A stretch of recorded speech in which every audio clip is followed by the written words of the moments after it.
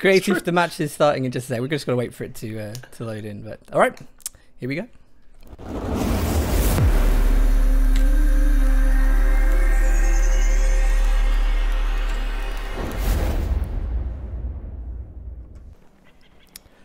Hello everybody and welcome to our first game of 2018 King of the Hill Season 2.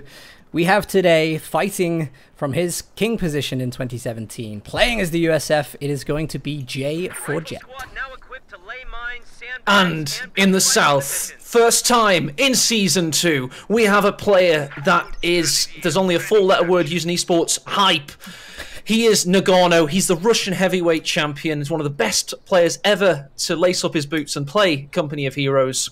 The entire series, that is, both 1-2, 1v1, 2v2. He's not a specialist, he's a generalist, and he's a hard-hitting Russian behemoth. And J for Jett's going to have a difficult throne to sit on, Dan. He will, yeah. Probably not the kind of game he wanted to get first off today, to be honest. Noggano is just very, very consistent. But do you know what? One of the things that I've really noticed about Noggano from other tournaments recently is that he seems to just be playing at the moment with no units whatsoever.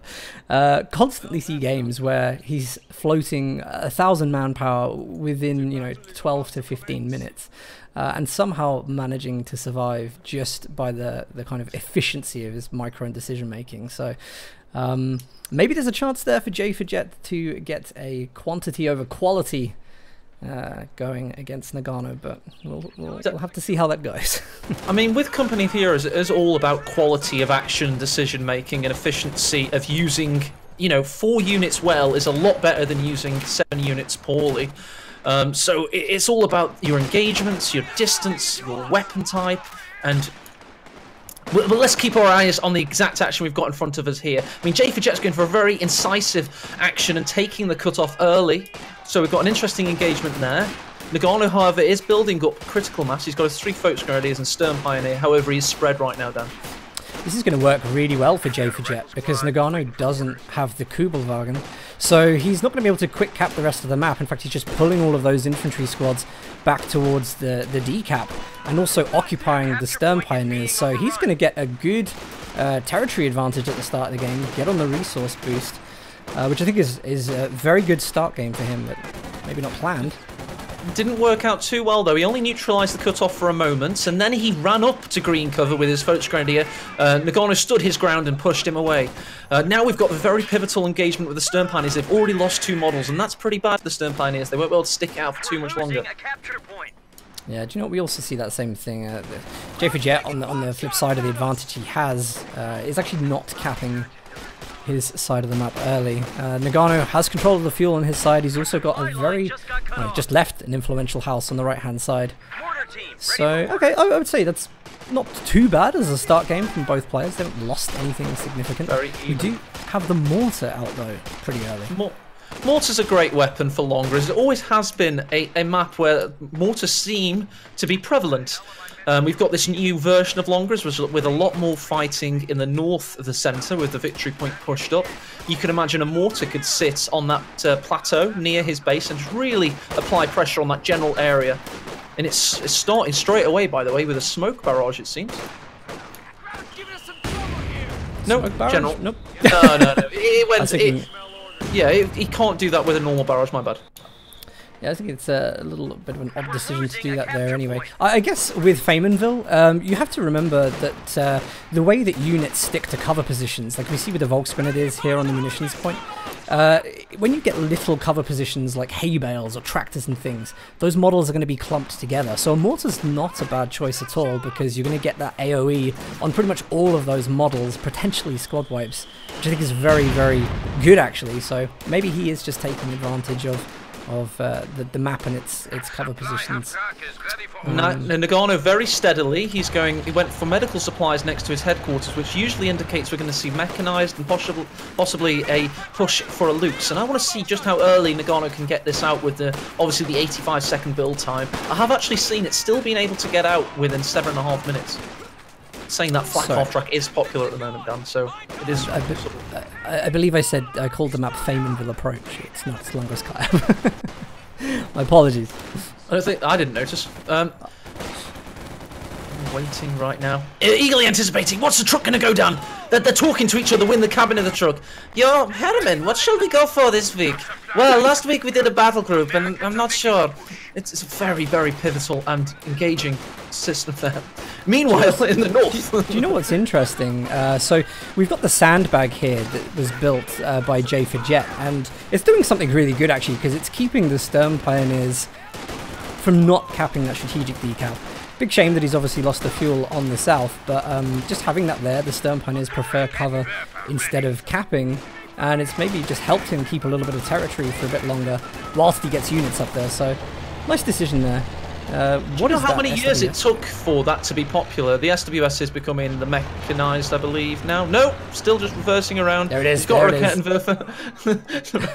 What is he doing? It's finally mechanized. Jesus, we always knew it'd be. By the way, the sandbags being trendy to be on the outskirts of a point is possibly the most efficient way to play. It's what all the top level players seem to do, but it only really became trendy in 2017 to do that. Before, players would put the sandbags next to the flagpole itself, and the flagpole would act as a small piece of barbed wire. But now everybody seems to have realised if you put it on the exact outskirts of the point, it forces your opponent to not cap whilst being in an engagement. And that was a really interesting change, and it took 4 years to happen now. There's been a lot, I think actually, at least since I've been casting, I've seen a lot of different variations on that, because as you mentioned before, where it's being like placed slightly behind the center of the point, then we had the kind of US building the tank traps with wire, you know, then we building like multiples of those. It's interesting to see how building cover on points evolves, and I'm a big fan actually of this building it on the edge. It just does give you a tiny little bit of a disadvantage if you're trying to recap that point once it's been captured by your opponent. That's the only kind of point that it does. Build order updates.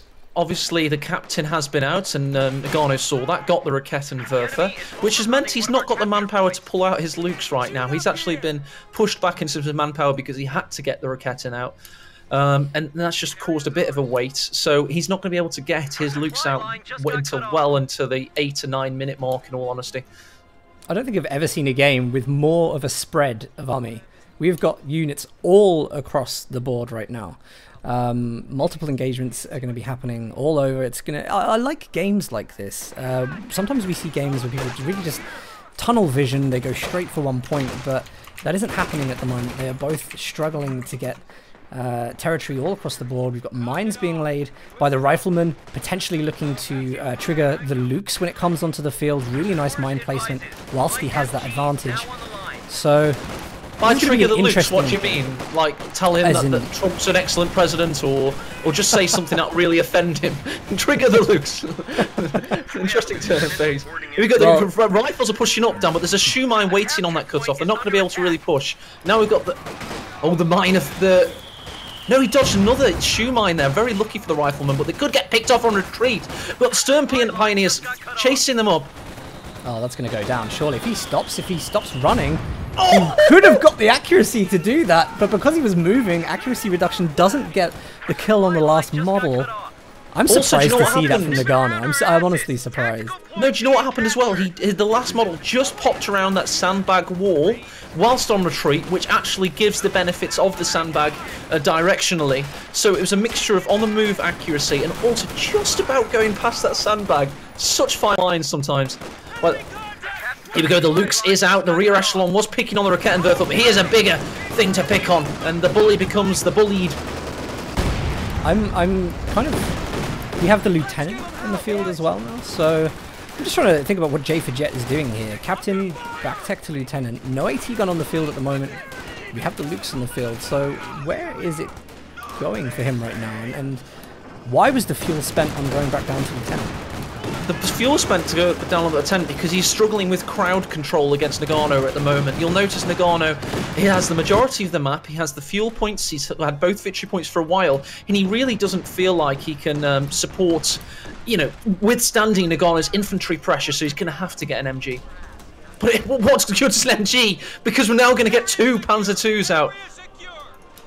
2? Oh god, you know, I haven't been on the Company of Heroes front lines in 1v1 for a little while, so I'm not familiar with seeing 2 Lukes on the field. Really? But actually, with the fuel advantage that Noggano has right now, I think it's actually an excellent decision in continually harassing this. If he keeps Lukes on either side, defending those high resource points, and then pushing all his infantry through the center, I'd say he's actually in a very good position to close the game early. We will be, absolutely. And if J4Jett is... He has, by the way, got an M1 out at least, which might allow him to get the MG out if he can withstand the pressure with Lukes. But we all know Noggano's micro is top-notch. So, I can foresee this going really badly for Jay if he allows the Lukes to overrun him. Do you think his name is Jay? I've never actually asked the question. Yes, I imagine his name is Jay and his girlfriend's name is Jett, like of Gladiators. J4Jett. Like some teenage crush that has just lived on through his gaming career. I can see it happening. Alright, well, J4Jett is trying to get his resource game back under control. At least he does have the AT gun in the center of the field now. He should be getting that to work. He's got good cover positions to defend his infantry against the Lukes, whilst that AT gun makes benefit of its long range. Lieutenant down in the east. In the east, Lieutenant down to the Stern Pioneer fire and the Sturmgewehrs of those Volksgrenadiers. That's a first squad wipe of the game. Got to 11 minutes, and it might put Noggano in a really decent position now.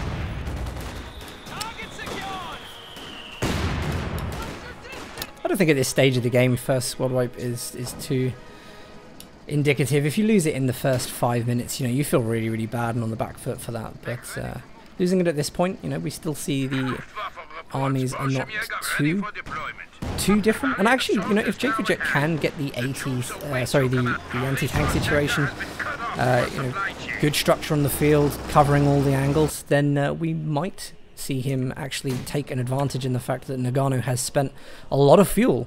He spent his fuel advantage in the double Lukes. If that gets denied, then he can easily turn this around. I mean, at the moment, J4Jett back-teched for the Lieutenant for no reason. He's finally getting the 30 cal out now. He knows he's up against 2 Panzer IIs.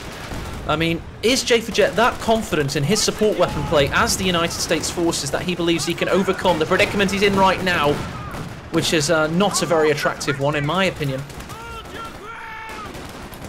Yeah, I do just pick up at the moment. J4Jett is a little bit slower, reacting to things like grenades and the retreats. You need to do things as you say, the Lieutenant go down, but we need to saw the echelons go down.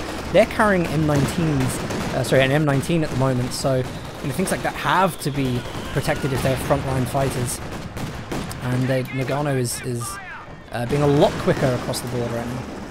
So let's talk about commander choices for a moment. J4Jett, of course, has gone infantry company, the classic indirect fire doctrine, which leads me to believe he wants to stall this game out, wait it out with support weapons, keep Noggano at bay until he can batter him into submission. Noggano, meanwhile, has gone for Luftwaffe ground forces, a very aggressive doctrine, all about getting the Fallschirmjägers, using Stuka smoke, and then airborne assaults later in the game. So he wants to be ultra aggressive. Definitely a tale of one player that's very confident and one player that's wary. We are actually going to see those Fallschirmjäger dropped right now on the munitions point, and it's going to help the fight against this MG there. It's difficult because actually with this retreat, the AT gun is pretty undefended. There will be some reinforcements coming from the base. Instantly those Fallschirmjäger get pinned. Oh, just on the edge of that cone there. Look how close they were to being out of it. Yeah. That's unfortunate. Of course, he does have to be careful because as long as this AT gun is around, even on attack move, it's just going to be picking off the Lukes, not being too effective. The M19s are going to start to be able to go toe-to-toe with the Axis infantry, especially at that long range. Then we've got bazookas on the captain, so the double Lukes may lose its effectiveness, but Noggano steamrolling his resource lead right now. I wonder if we're going to see tier 4 up soon. We could well be seeing that very shortly. He does definitely have the resources. But to be honest, he has everything at his disposal to keep being aggressive right now. And J4Jett is going to have to prepare a line and make sure his support weapons are in position to keep Noggano at bay. And if he does that, he may be able to start bringing out the toys from his arsenal. The first toy that we're going to see is the Stuart. It's going to be a slightly late Stuart though, Dan. Hopefully it's able to, yeah, slightly. Well, very late, Stuart. Hopefully he's going to be able to get it out and use, obviously, its abilities to snare possibly one of the Lukes and allow the M1 to get into full position.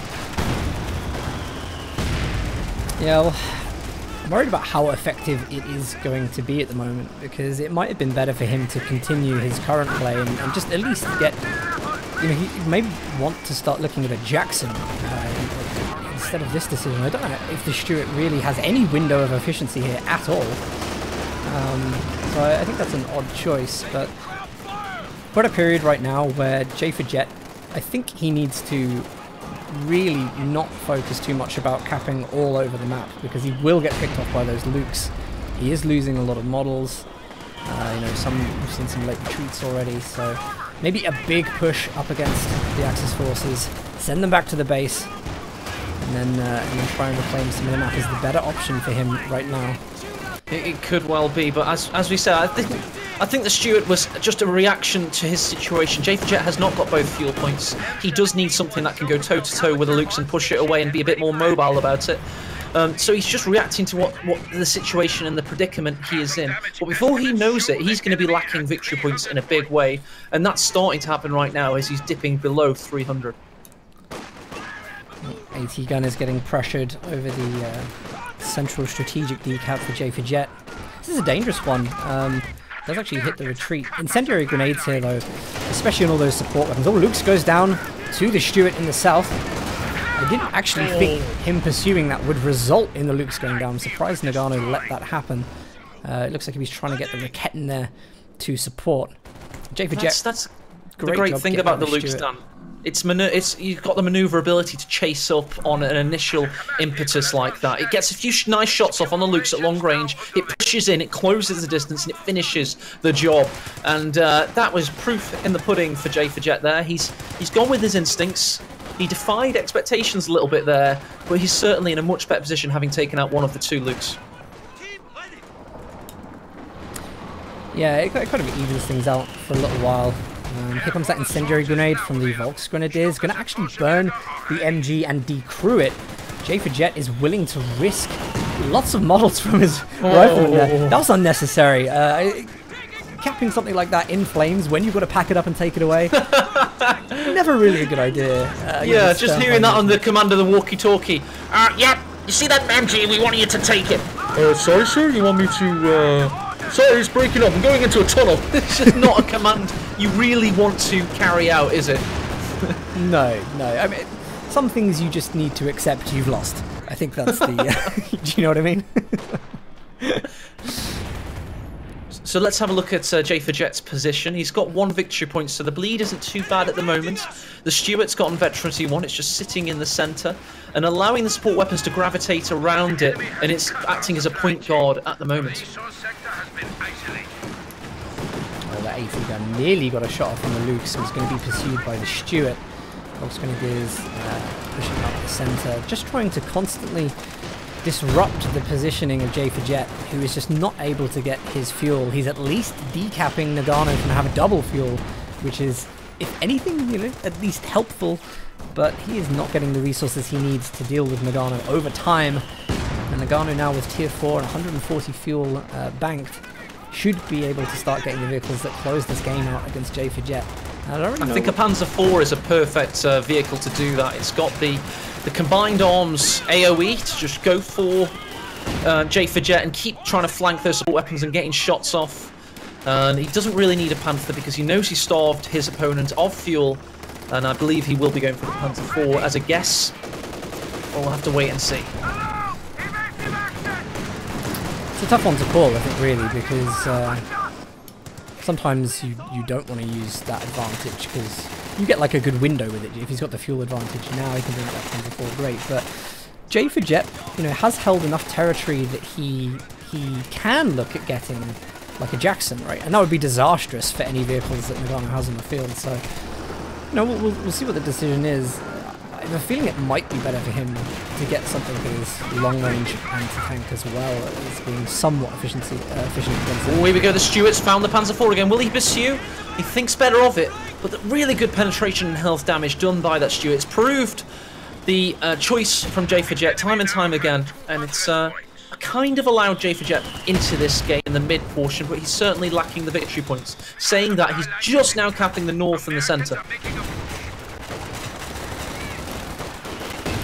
I'm loving these Valiant assault charges from the Volksgrenadiers, because I don't think you get to see this enough, but he's just completely disarming a lot of the support weapons by charging up the field this way. Straight into that unit somewhere. Didn't catch what that was, in all honesty. He's only got 3 Volksgrenadiers now. It must have been a Volksgrenadier off camera there. I didn't catch it either, in all honesty, so it's definitely one to miss. But here we go, the Panzer II is getting into position. We valiantly assaulted the sandbag wall and it disappeared, thanks to the Stuart.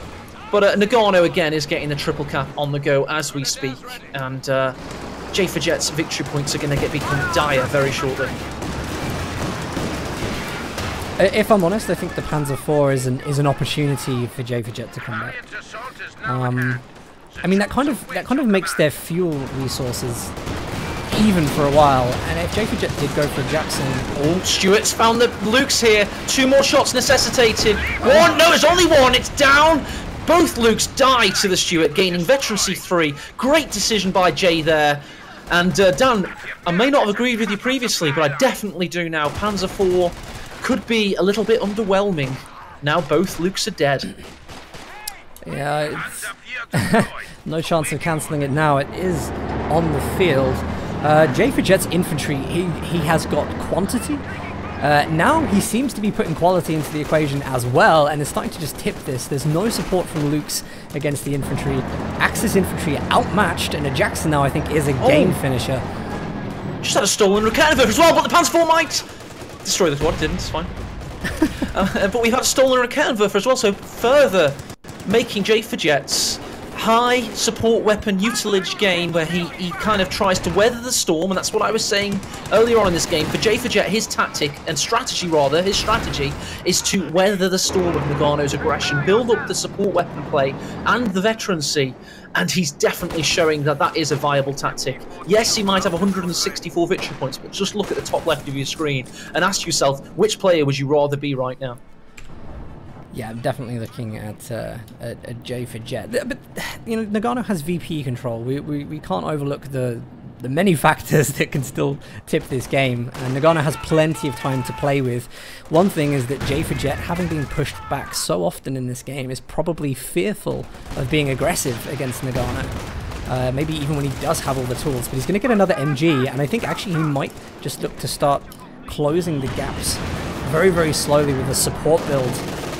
I'm just still no vehicle. I'm just so surprised to still not see a vehicle after, or even a tech up. Do you know what I mean? Oh, my head's in my hands, Dan. You've really touched upon something here. The fact that Jett hasn't really exhibited, other than the Stuart play being a little bit aggressive to finish off that first Lukes, we haven't really seen incisive aggression from Jett since about the 2-minute mark, right?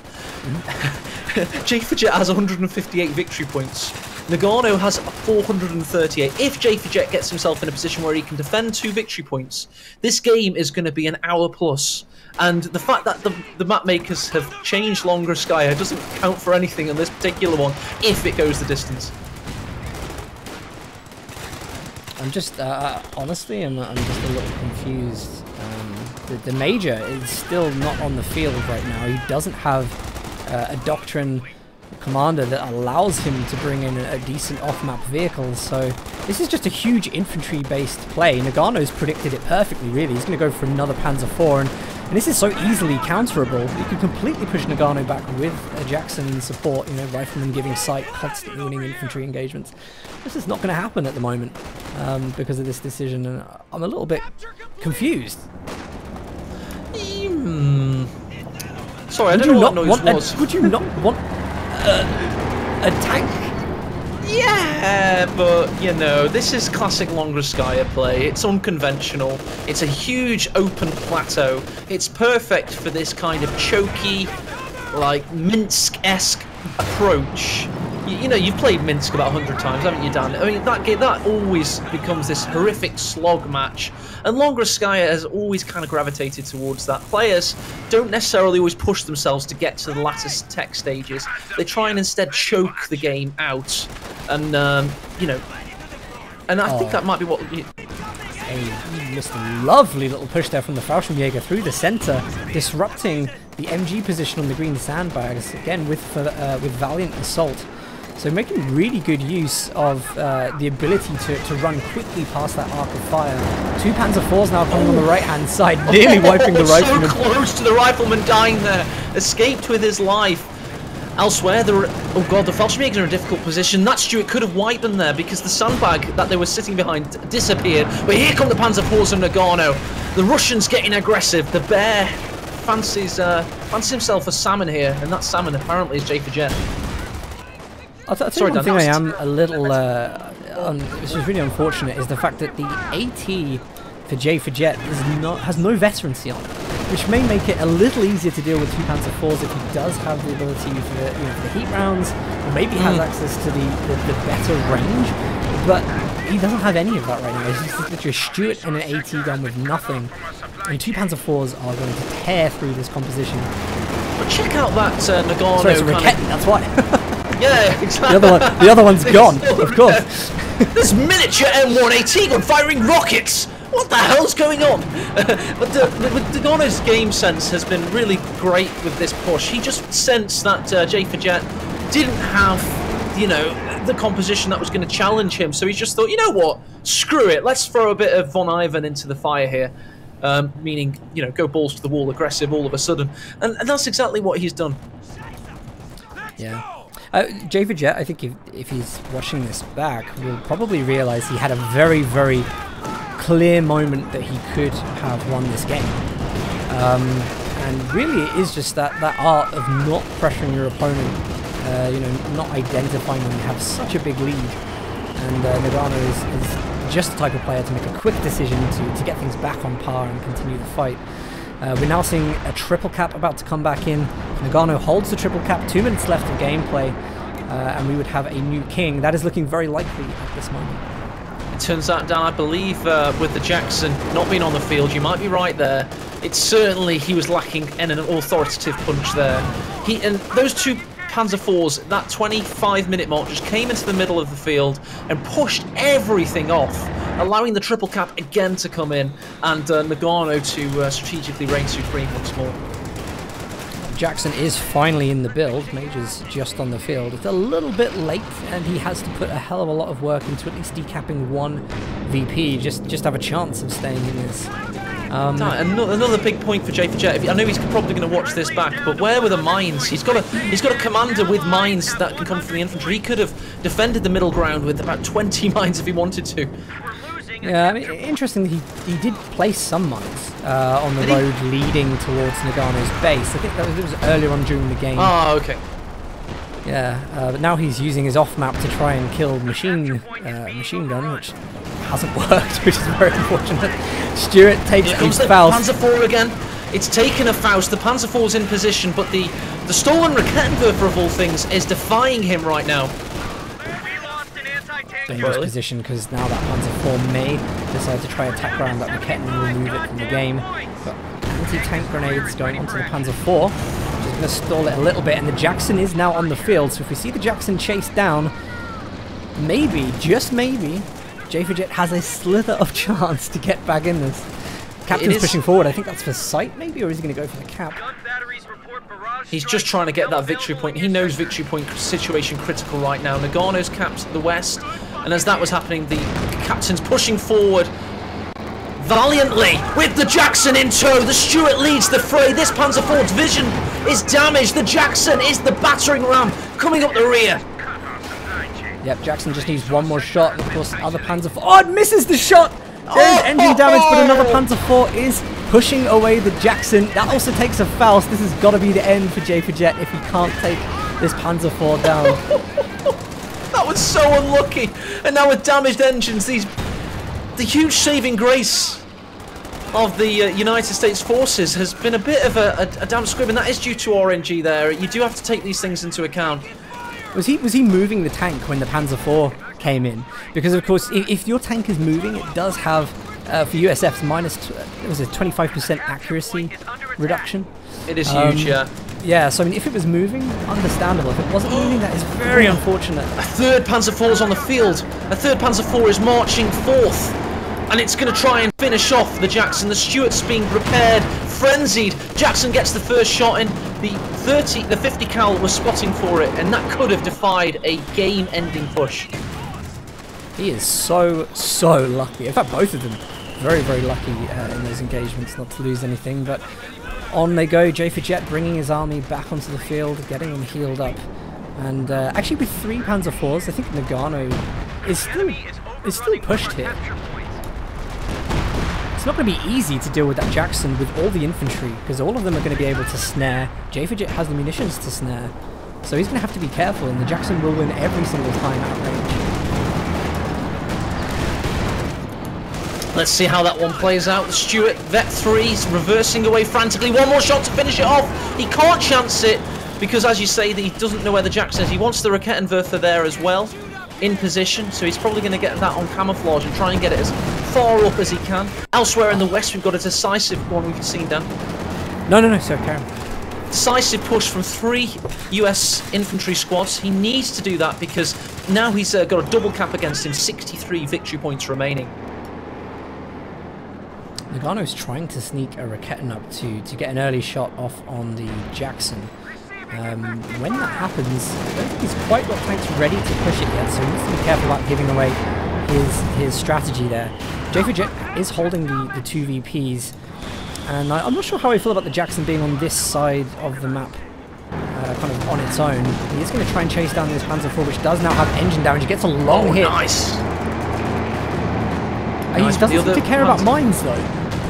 No, he doesn't. He's going in. He's got the Schwer to think about as well, which of course can penetrate from the rear. 2 Panzer IVs come in. One of them's got a damaged engine. Jackson's reversing away rather slowly. Here we go. They are. The infantry jump out of the house, threatening an anti-tank grenade. Good movement there from Jett. This is actually really good because he's trying to keep those infantry in as long as possible to provide sight.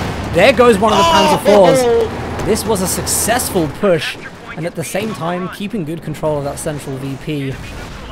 And look at it, both Panzer IVs are engine damage at the moment. Vet 2 on the Jackson. This is going to become an absolute powerhouse. This is why I think it is a great unit when you have such a big infantry build. Because Dan, he's won the battle, but there's a war going on, and he might be about to lose the war unless he can get into this victory point.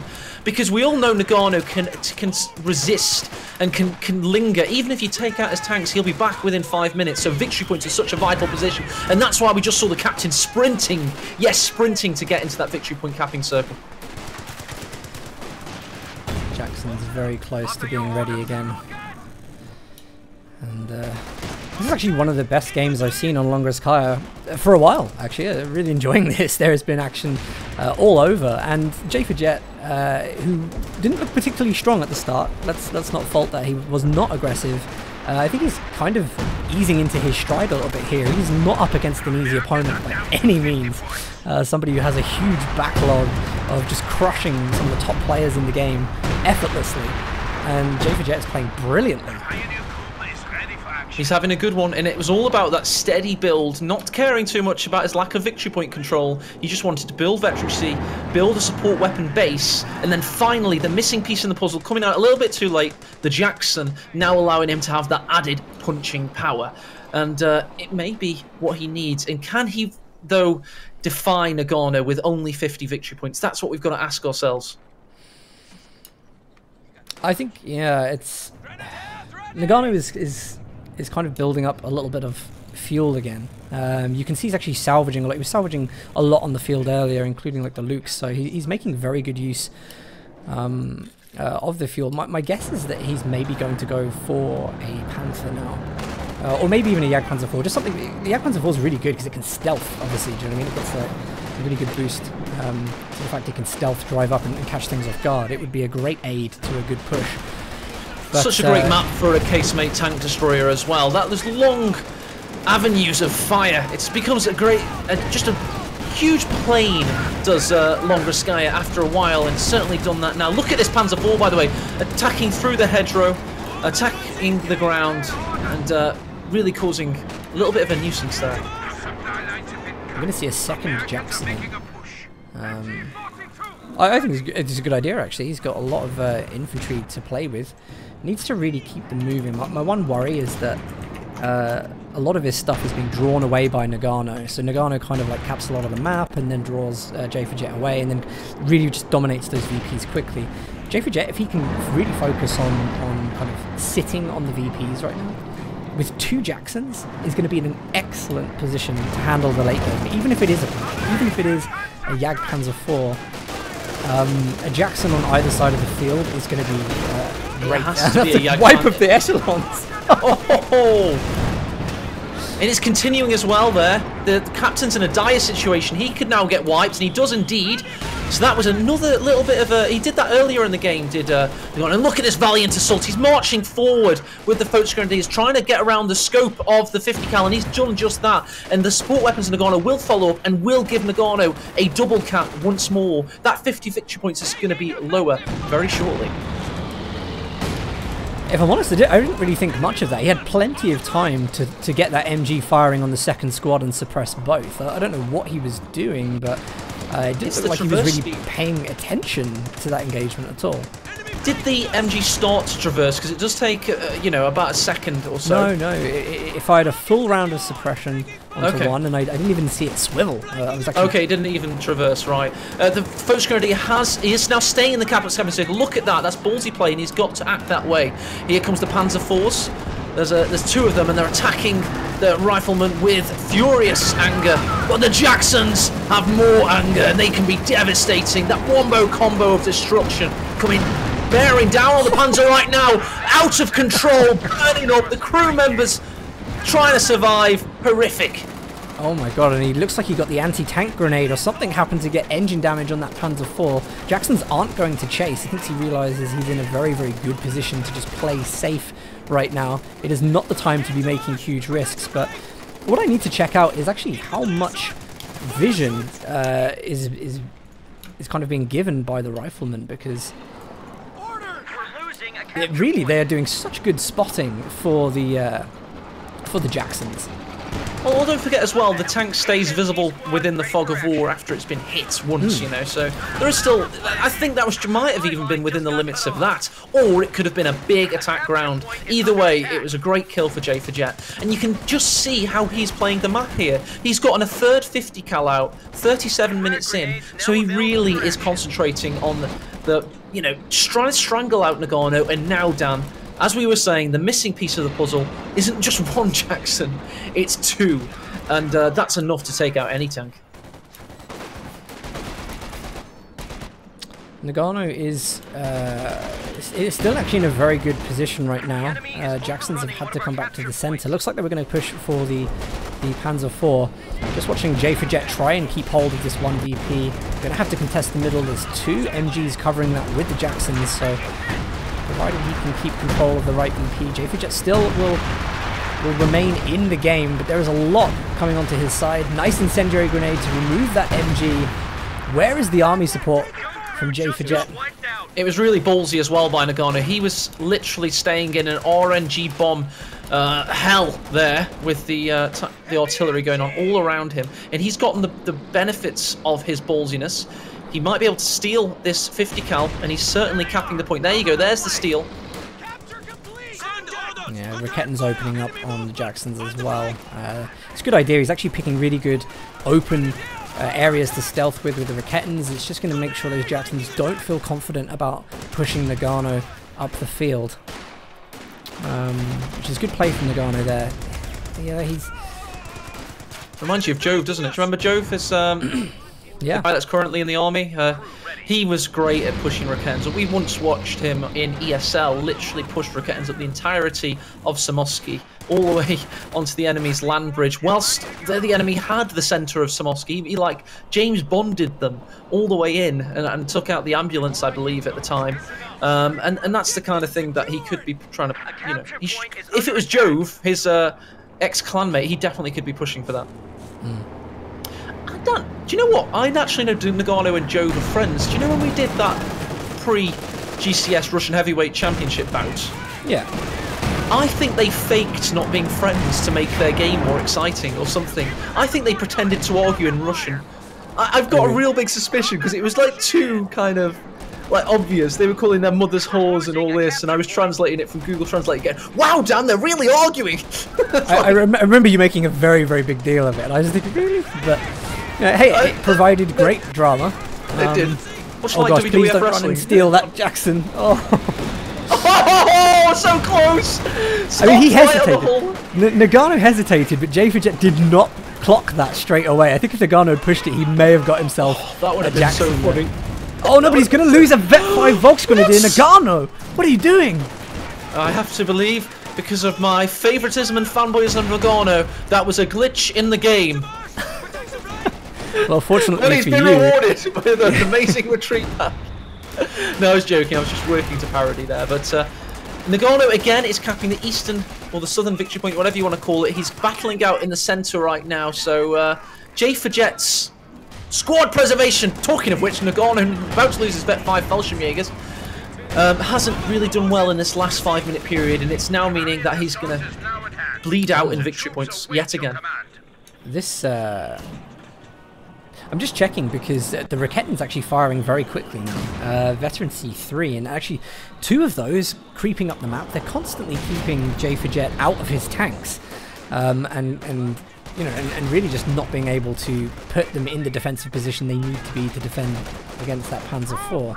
That Panzer IV is on Vet 3 and is doing very, very good kiting work to protect the VPs. Down to 25 VPs. You just heard it there. Central VP is being decapped.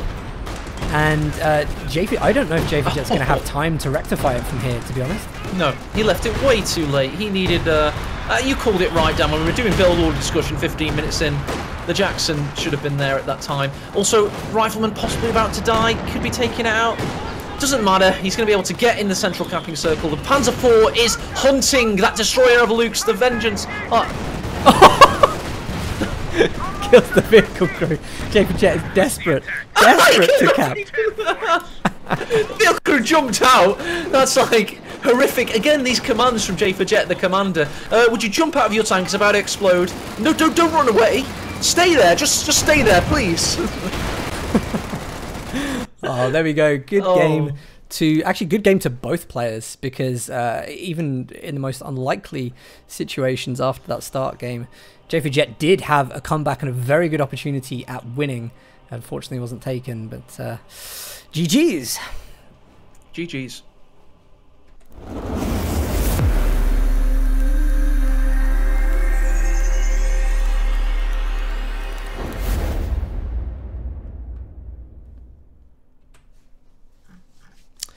Alrighty, game 1 actually was a real success. I enjoyed that. It was, one of the better games I've seen on Longorizkaya. I think Longorizkaya, which I mistook for Faymanville approach at the start of that game.